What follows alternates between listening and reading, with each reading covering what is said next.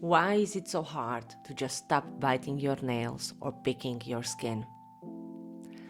Stopping nail biting or skin picking feels incredibly difficult because your brain has developed a deep habitual neural pathway for that specific movement. Simply trying to stop means you are fighting years of biological momentum.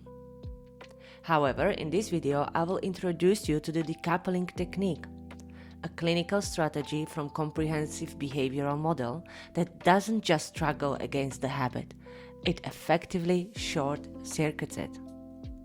Most advice tell you just sit on your hand or squeeze the stress ball. These strategies can be effective for sensory triggers. But decoupling is different. It uses the energy of your urge to override the old neural pathway.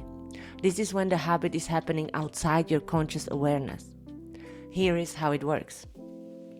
You purposefully mimic the movement of your habit. You bring your hands toward your face, exactly like you are about to bite or pick. But right before your fingers make a contact, you rapidly deflect your hand to a safe area, like your earlobe or the back of your neck. You are driving down the old neural highway, but at the last second, you force the brain down a dead end. There is a trick to making this work even better. When you deflect your hand away from your face, you must do it with attention and acceleration. Think of it like a quick flick away from your body or snapping your fingers at the end of the movement. This sudden burst of accelerated movement startles the brain. It creates a mismatch between what your brain expected to feel and what it actually felt, which disturbed and overrides the old habit loop.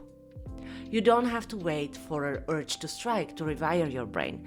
You can use decoupling before you feel the urge to engage in the behavior. You can practice this physically throughout the day.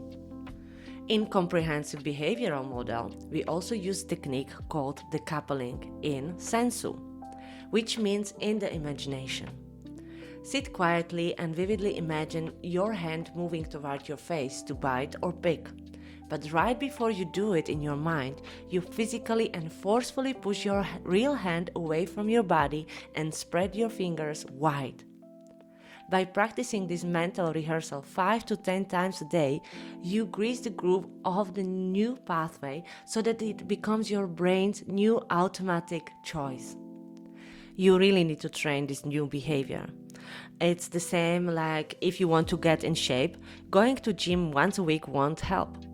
Habit reversal is a motor skill. You need to drill it this movement dozens of times a day, especially when you don't have an urge, so that when the urge finally hits, your brain has a new highway direction.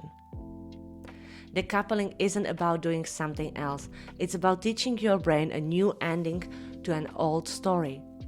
Try practicing In Sensu today and let me know how it feels in the comments. In the next video, we are going to talk about the SCAMP method and how to decode the hidden triggers behind your urges. Subscribe to the Pattern Lab and I will see you there.